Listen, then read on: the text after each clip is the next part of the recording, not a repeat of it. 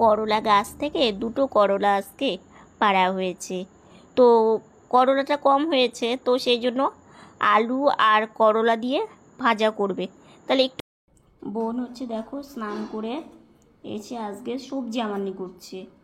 এদিকে হচ্ছে ঝিঙে ডালে দেবে, আর পটল ভাজা, আর গাছের করলা আলু ভাজা, আর চাল কুমড়োটা আমানি করছে, ছিলে নিচ্ছে, তারপরে ঝুরি করবে আর কি। তো ও হচ্ছে সবজিটা আমানি করে দিচ্ছে, তারপরে মা রান্না বসিয়ে দেবে। ডালটা সেদ্ধ হয়েছে আর অন্নটা হয়েছে, আর এদিকে এই সবজিটা আমানি হলে তারপরে সেটা করবে। তো বোন এখন আমানিটা করে তারপরে বাকি রান্না বান্না চাপিয়ে দেবে আর কি। আমানি করতেই কিন্তু বেশি টাইম লাগে, রান্না করতে কিন্তু একদমই সময় লাগে না। তো বোন এইদিকে ঝুরি করে দিচ্ছে। আর দেখো ছিলে না এইভাবে জলের মধ্যে রাখলে তাহলে একটা একটা করে নিয়ে ঝুরি করতে কিন্তু বেশ সুবিধা হয়। আর বোন সবজি আমানি করতে করতে বলছে, দিদিভাই আজকে চাল কুমড়োটা একদম কচি, এটার পাট ভাজা করলে যা ভালো লাগবে। তো এর আগেই দেখেছো পাট ভাজাটা কীভাবে মা করে। তো সেটা যদি কচুই চাল কুমড়োর হয় না, তাহলে কিন্তু একদম টেস্টটা অন্যরকম লাগে। আর যেই চাল কুমড়োর বীজ হয়ে যায় সেটা অতটা ভালো লাগে না। তো সেই জন্য বোন বলছিল, তাই আমি বললাম থাক বোন, আজকে একদমই ছোট চাল কুমড়ো, তো ঘন্টটাই করে দে। তো এইদিকে চাল কুমড়ো ঝুরি করতে করতে বলছে যে দিদিভাই কয়েকটা ডালে দিই, একদম কচি আছে তো বেশ ভালো লাগবে। তো এইভাবে পিস পিস করে দিচ্ছে, তাহলে না একদম সেদ্ধও হয়ে যাবে আর খেতেও বেশ ভালো লাগবে। তো একটা দিয়েছে, তো মা বলছে তাহলে আর এক টুকরো দাও, তাহলে ভালো হবে, সবারই হয়ে যাবে। তো সেই জন্য বোন আবার আর এক টুকরো নিয়ে আবার ওটাকেও এইভাবে পিস পিস করে নিচ্ছে, তাহলে ঝিঙে আর চাল কুমড়োটা ডালে যাবে আর কি। আর তোমার পটল ভাজাটাও মোর আমানি করা হয়ে গেছে। তো এইদিকে চাল কুমড়োর মা একটু লবণ দিয়ে মেখে রেখে দেয়, তাহলে অনেকটা পরিমাণে জল বেরিয়ে যায়। তো এইভাবে মা রান্না করে। শুভ সকাল বন্ধুরা, এশাহার লাইফস্টাইলে তোমাদের অনেক অনেক স্বাগত, অনেক ভালোবাসি। তোমরা সবাই কেমন আছো? আশা করি তোমরা সবাই খুব ভালো আছো, আমরা ভালো আছি। আজকে হচ্ছে মঙ্গলবার আর এখন বাজে 9:44। তো নতুন দিন তোমাদের সঙ্গে নতুন একটা ভিডিও শুরু করলাম বন্ধুরা।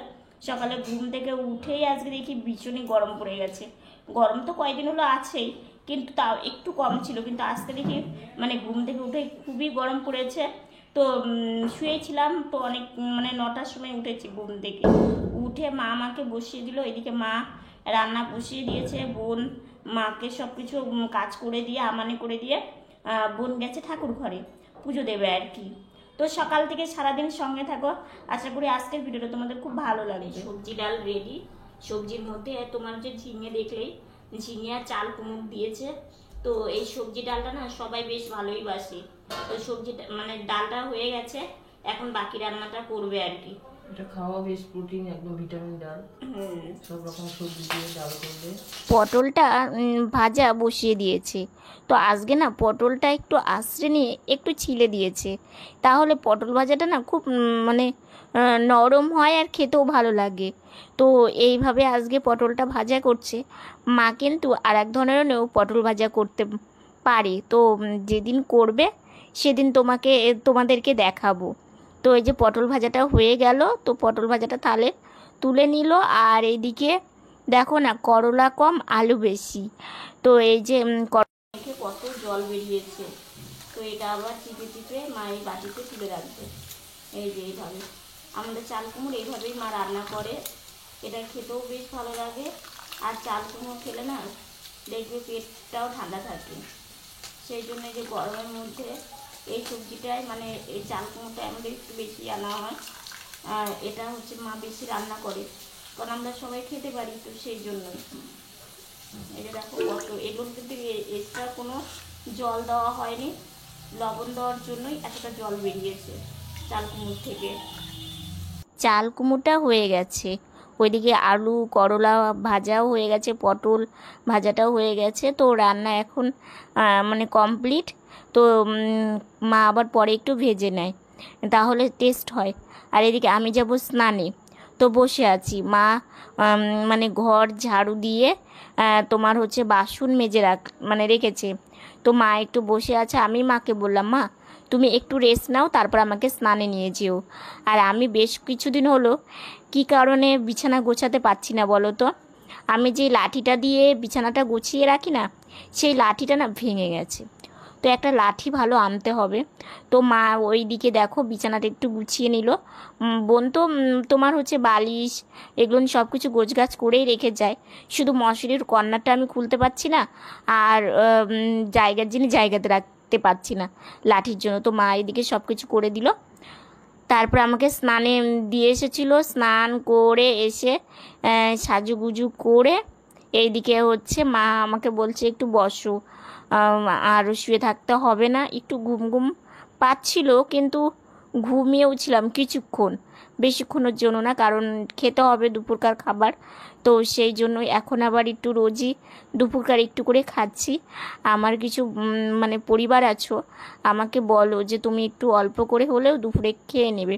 তো তোমাদের কথাটা রাখার চেষ্টা করছি, সেই জন্য একটু মাকে বলি যে দুপুর করে অল্প হলেও মানে খেতে দাও। তো এই যে খাবার জন্য মা আমাকে তো চুল চিরুনি করে দিল। তো আমি এই যে বাহিরে চলে আসলাম, মাকে বললাম, মা তুমি ভাতটা বাড়ো। একটা তোমাদের কথা বলি, সেটা হচ্ছে কি, ছোট থাকতে জানো তো, তখন আমাদের সমবয়সী অনেকেই ছিল, কত খেলাধুলা তাদের সঙ্গে করেছি। তখন চিন্তা কি জিনিস বুঝিনি। হ্যাঁ, ছোট থেকেই রোগ ব্যাধি হয়েছে, কষ্টও পেয়েছি, কান্নাও করেছি, কিন্তু তবু এখনকার দিনগুলো মনে হয় কি আরও বেশি কষ্টদায়ক। কারণ যখন আমরা খেলা করতাম সমবয়সী, তারা তো সবাই বিয়ে হয়ে গেছে।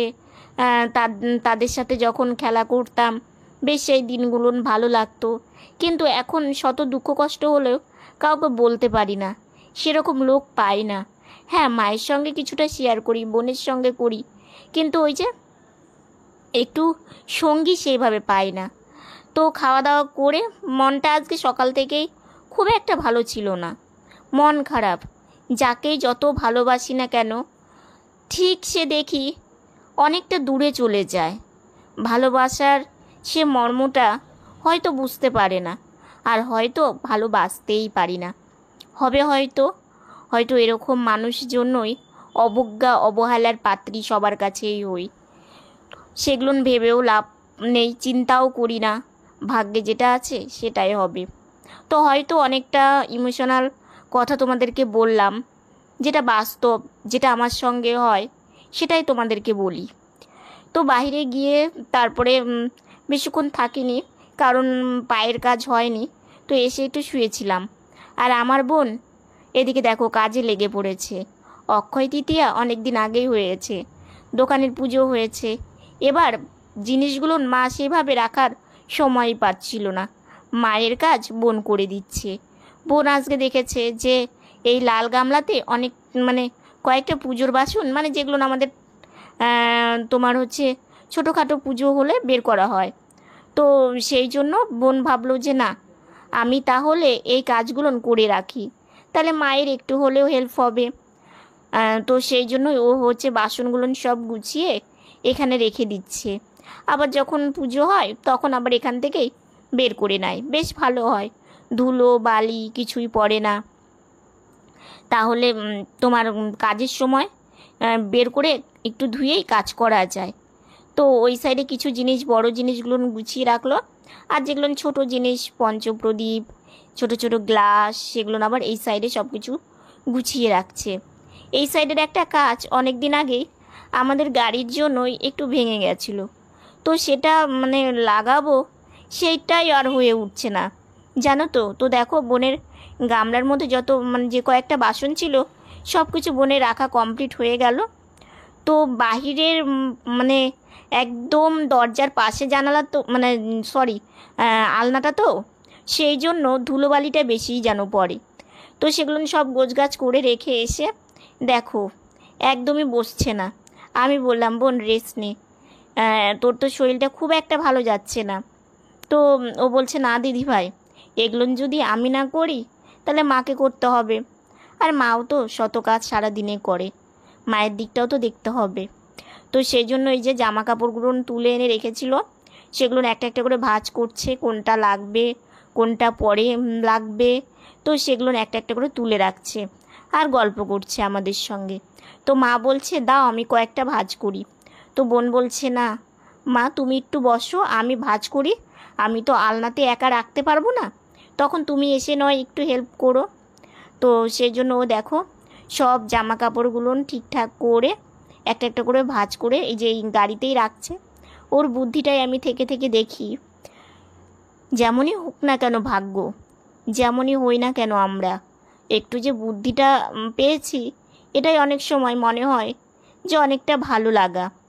কারণ আজকে যদি বুদ্ধি না থাকতো তাহলে চলতেই পারতাম না, কারণ বুঝতে পারতাম না, জানতে পারতাম না, কাজ কাকে বলে সেটা করতে পারতাম না। তো যাই হোক, একদিক দিয়ে তো একটু মানে রেহাই পাওয়া গেছে। তো সেটাই, এদিকে মায়ের মন বসে কি আর থাকতে পারে? ও মা এদিকে বলছে দাঁড়াও বাবা, তুমি নিচের জিনিসগুলো কষ্ট করে রাখছো, আমাকে দাও আমি উপরের জিনিসগুলো রেখে দিই। ওই যে লাঠিটা আনতে হবে, লাঠিটা একদমই নষ্ট হয়ে গেছে, আর লাঠি না ছাড়া আমরা বড় অসহায়। তো সেই লাঠিটা একটা বানাতে হবে, তাহলে বোনের কাজের অনেকটাই সুবিধা হবে, আমার কাজেরও সুবিধা হবে। যেমন আমি বিছানা গোছাতে পারছি না, সেটা মাকেই করতে হচ্ছে, কারণ মায়ের সকালবেলার জানোই তো রান্না বান্না করে সব কাজ সেরে তারপরে আমাকে বসিয়ে দেয়, ফ্রেশ হতে হয়, খাবার দিতে হয়, মানে সব কিছুই মায়ের হাতে মানে মার একা হাতে করতে হয়। তো সেই জন্যে ভাবি যে যতটুকু কাজে যদি করে রাখা যায় একটু তো মানুষটা রেস্ট পাবে। তো রেস্ট। শুভ সন্ধ্যা বন্ধুরা, আজকে দেখো এই ঘরে পার হয়ে গেছি, এত গরম, ভেবেছিলাম যে একটু বৃষ্টি হবে, দুপুরবেলা হালকা একটু মেঘলা মেঘলাও করেছিল, ভাবলাম যে বৃষ্টিটা হলে গরমটা একটু কমবে, কিন্তু কোথায় বৃষ্টি, এক ফোঁটা চিটে ফোঁটাও বৃষ্টি হয়নি। তো এই ঘরে দুপুরবেলা খাওয়া দাওয়া করলাম, খাওয়া দাওয়া করে তারপর একটু বারান্দায় গেলাম, তা ভাবলাম যে ওই ঘরে শুয়ে কী করবো, মা বলছে তোমাদের ঘরে যেতে হবে না, প্রচণ্ড গরম ওই ঘরটায়।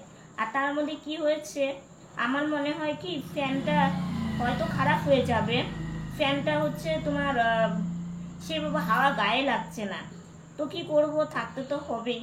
তো ওই জন্য মা বললো থাক, ওই ঘরে থাকতে হবে না, এই ঘরে এসো। গরমের দিনটা না আমরা এই ঘরেই থাকি, যেহেতু এই যে দরজা জানালা একদম রাস্তার পাশে আছে, তো সেই জন্য। আর এদিকে মা হচ্ছে খাবার তৈরি করছে আর কি, সন্ধ্যাবেলা খাওয়া দাওয়া করবো।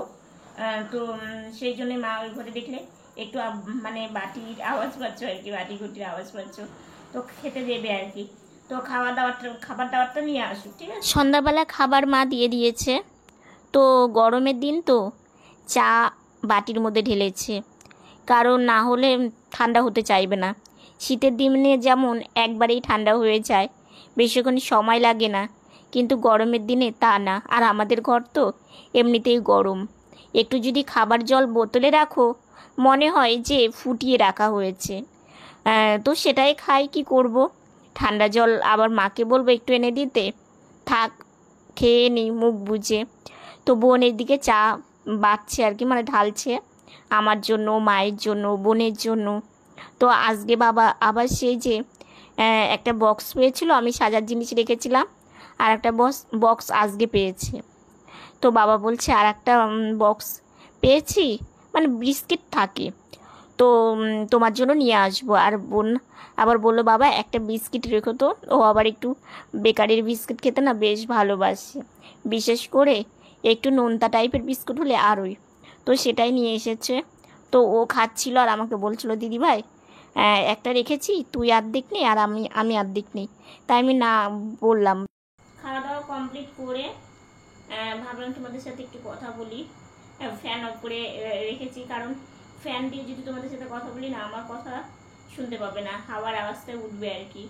আর গরমের দিন দেখো, গরমের দিন ঠান্ডার দিনে কি সব দিনই মানে মেনে নিতেই হবে, তো সেই জন্যই সেটা মানারই চেষ্টা করি। আজকে না তোমাদের সাথে একটা কথা শেয়ার করবো আর কি। ছোট থেকে না বড় হয়েছি, বুঝলে তো, ছোট থেকে বড় হয়েছি, ভাবতাম যে কোনো দিন একটা এমন কোনো দিন আসবে যখন আমাদের টেনশন কমে যাবে, কিংবা আমরা একটু হাসি খুশিতে থাকবো, একটু ভালো থাকতে পারবো, এরকম চিন্তা ভাবনা করি। জানো তো, একটা কথায় কি বলো তো, যে কোনো মানুষই যারা এরকম হয় তারাই হয়তো এই মানে কষ্টটা বুঝবে হয়তো। সেটা হচ্ছে, দেখো আমরা আমাদের দিকটা ফিল করে মানে এই কথাটা বলছি। সেটা হচ্ছে কি, একটা মানুষের যখন দেখবে অর্থের কম থাকে, কিংবা তারা ভালো না, মানে সুস্থ স্বাভাবিক না, হাঁটতে চলতে সেভাবে পারে না, তখন দেখবে কি মানে তাদেরকে সব দিক থেকে একটু অন্য জায়গাতে রাখা হয়, কিংবা অন্যভাবে তাদেরকে রাখা হয়। কারণ আমি ছোট থেকে এতটা বড় হয়েছি, আমি অনেক কিছু মানে পেরিয়ে এসেছি, তো অনেক কিছু অভিজ্ঞতা আমার আছে। কারণ আমি যতই চাই যে একটা কারোর সাথে ভালো করে কথা বলতে, সে যেন আমার সাথে কথা বলে, হয়তো কথা বলার আগে বারবার করে ভাবি, হয়তো আমি যাকে এই কথাটা বলবো তার তো খারাপ লাগবে না, এই কথাটাকে আমি তাকে বলতে পারবো। মানে যে কোনো মানুষকে আমি একটা কথা বলার আগে না অনেকবার ভেবে নিই, হয়তো আমার সেই কথাতে সে যেন দুঃখ কষ্ট না পায়, আমার সেই কথাতে সে যেন আঘাত না পায়, এটা ভেবেই আমি সবসময় কথা বলি। কিন্তু তবু কেন জানি যে বেশিরভাগ মানে মানুষের কাছে আমি কেন জানি দূরে চলে যাই আর কি।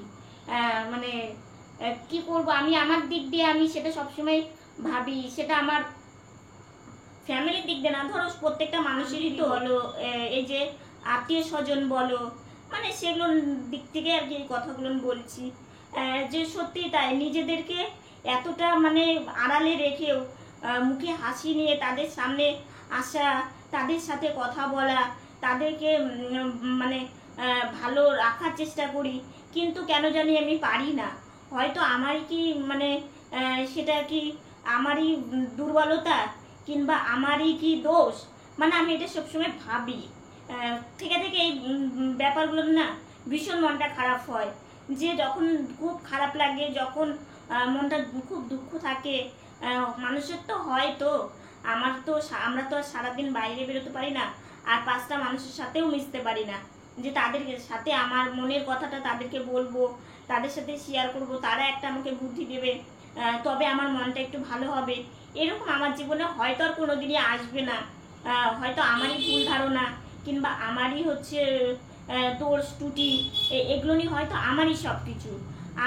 আমি কিন্তু কাউকেই দোষ দেব না।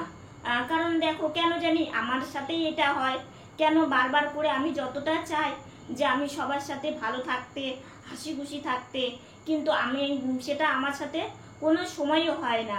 আমি যখনই যেটা চাই পুরো উল্টোটা হয়ে সেটা বসে থাকে সব সময় ক্ষেত্রেই। তো আজকে কেন জানি না মনটা অনেকটা একটু খারাপ, মানে জানি না কেন, তবু ভাবলাম যে না, তোমাদের সাথে এই কথাটা বলি, কারণ তোমরা আমাকে অনেক কিছুই বুদ্ধি দাও, বলো, আমার বেশ ভালো লাগে এই বুদ্ধিগুলো। কারণ তোমাদের দেখো, তোমরা তো বাইরে যাও, তোমরা বুদ্ধিগুলো দিতে পারবে আমাকে, তো সেই জন্যই যদি ভুল বলে থাকি তাহলে আমাকে ক্ষমা করে দিও। আর আমার নিজের সাথে যেগুলো হয় আর কি, সেগুলো নিয়ে তোমাদের সাথে শেয়ার করি। তো আজকের ভিডিওটা এতটুকুনি। ভিডিওটা যদি ভালো লেগে থাকে লাইক কমেন্ট শেয়ার করো। তোমরা ভালো থেকো, সুস্থ থেকো, সাবধানে থেকো। নতুন ভিডিও নিয়ে খুব তাড়াতাড়ি তোমাদের সামনে আসছে। গুড নাইট, তোমরা সবাই ভালো থেকো, হাসি খুশিতে থেকো।